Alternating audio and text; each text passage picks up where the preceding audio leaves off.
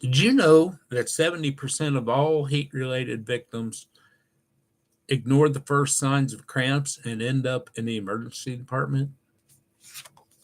Thank you for joining me.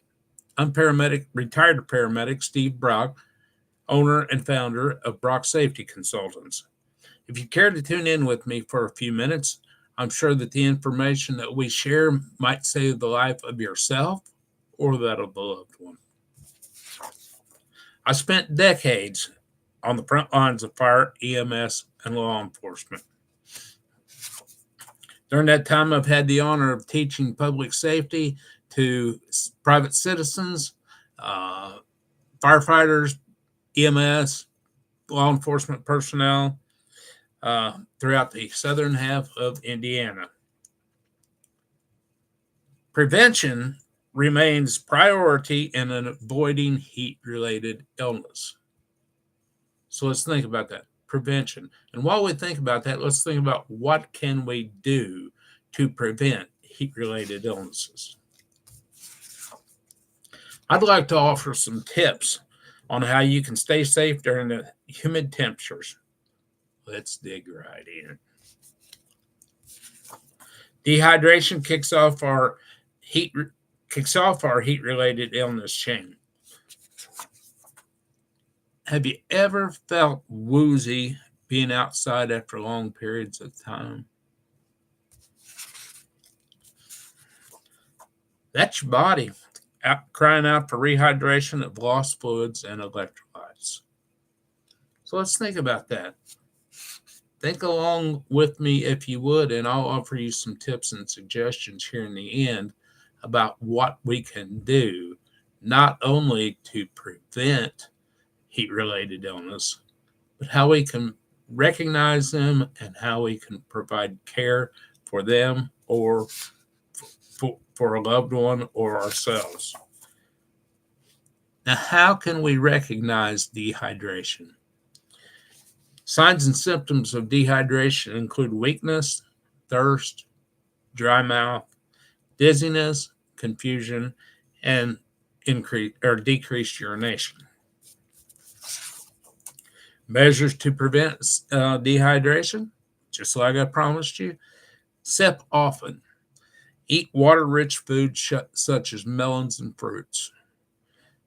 Make certain that your water bottle is kept full as possible. Consider having an insulated thermos, just like mine right here, that I carry with me on a regular basis. The insulated thermos, or perhaps even a cooler available.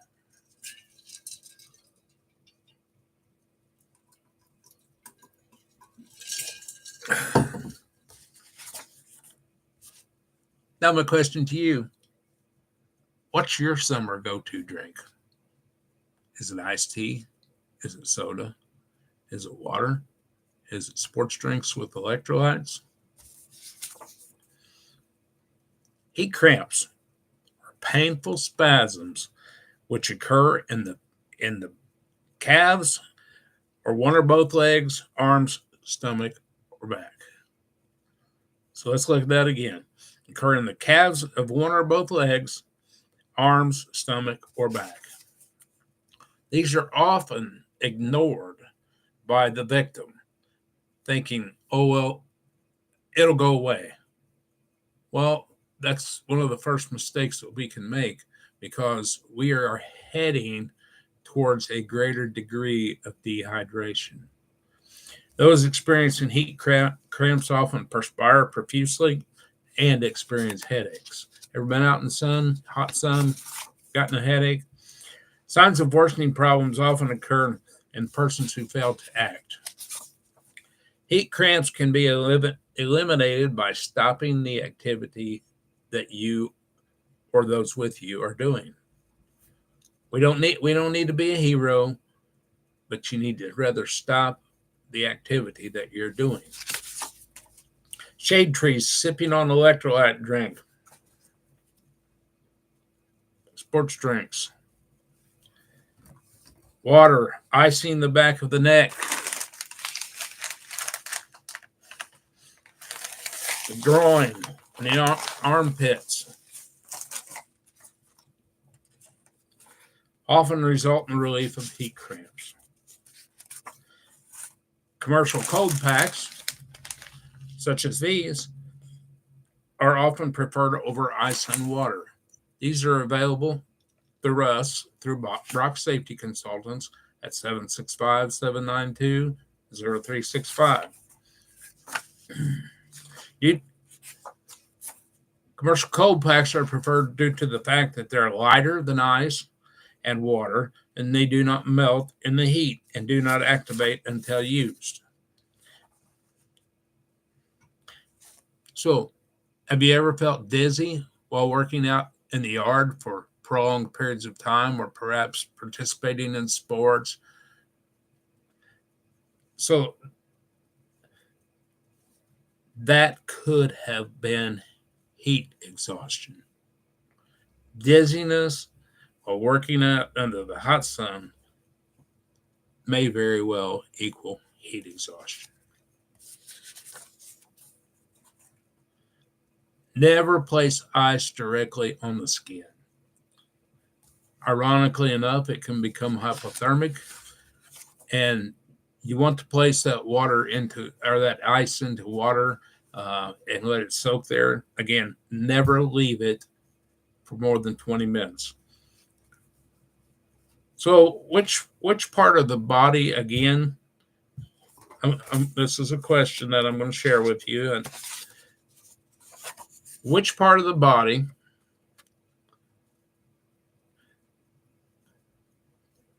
are not commonly affected by heat cramps? Let me get my hand over so you can see. Which part of the body are not commonly affected by heat cramps? Our options are arms, legs, eyes, or stomach. If you answered eyes, C, you'd be absolutely correct.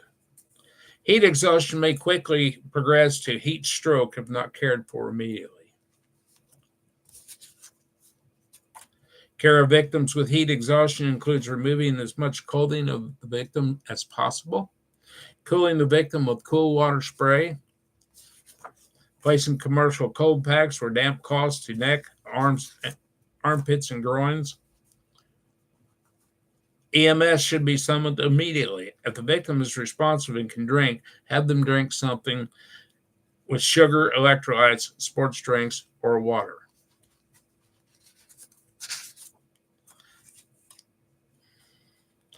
So, quiz time once again. List 3 measures of care to alleviate heat exhaustion.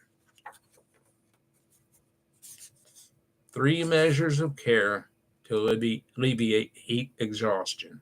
As we mentioned, shade trees, sipping on electrolytes, icing the back of the neck, groin, and armpits.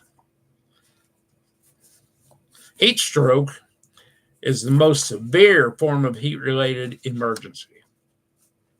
Heat stroke is the most severe form of heat-related emergency. Heat stroke is a true emergency. You may compare it to a stroke within the brain. When it happens, time is brain. You've heard of time as muscle when it comes to heart. When it comes to the brain, time is brain. Here's the deal. Brain cells are the only cells within the body that do not replenish themselves. So once we lose those brain cells, they're gone forever. The greater care that we can give, the faster we can give, the faster we can cool those people off, the faster that we can, if they're responsive, give them a sports drink like we said a while ago. But if they're not responsive, don't give them anything by mouth. Brain cell death normally begins within 4 to 6 minutes, depending upon the temperature, length of exposure, and the victim's general condition. So, A high school athlete may be able to, with no medical problems, might be able to resist the heat much longer than an elderly person with who's on medication, and those type of things, which may alter their body's thermal regulatory system.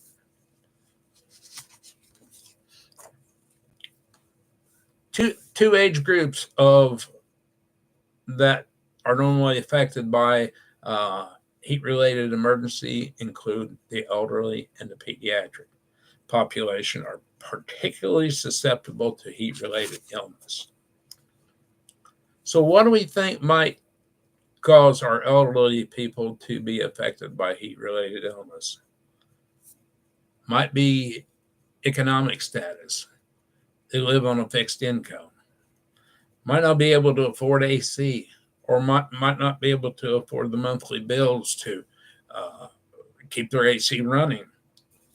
Another thing is prescribed medications. They may also affect their body's thermal regulatory system. When we are normally hot or cold, the medicine they're on may make their body feel in an opposite manner. Children should never be locked in a vehicle with windows rolled up during hot summer months.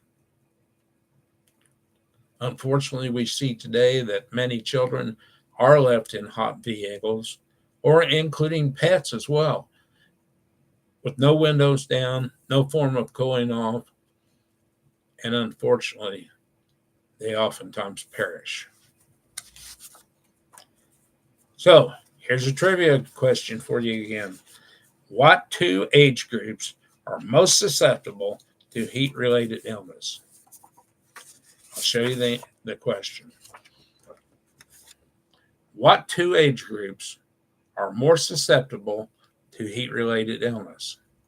And that would be our elderly and our pediatric population, just like we spoke of a while ago.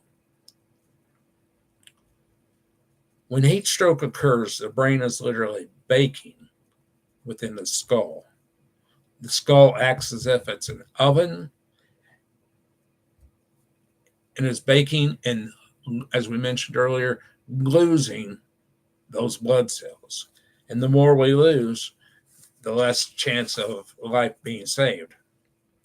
So, another trivia question. Finish this question for me. Children should never be what during the hot summer months? Children should never be locked inside a hot vehicle during the hot summer months. Remember, heat stroke is a true emergency. Therefore, immediate treatment is necessary.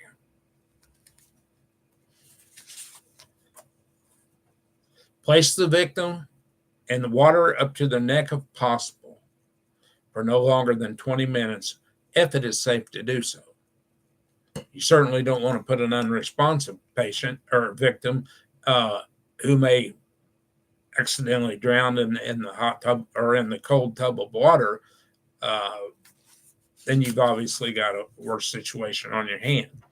You may also consider use of a garden hose. Let's not forget the garden hose. If we're outside with no other means of cooling the victim or ourselves, depending on the degree of the severity, we can spray ourselves down, spray our individual that's with us down with the garden hose. We often overlook those. And remember, perform CPR if necessary. Don't hesitate. If they appear like they're unresponsive and perhaps could be in cardiac arrest, don't hesitate.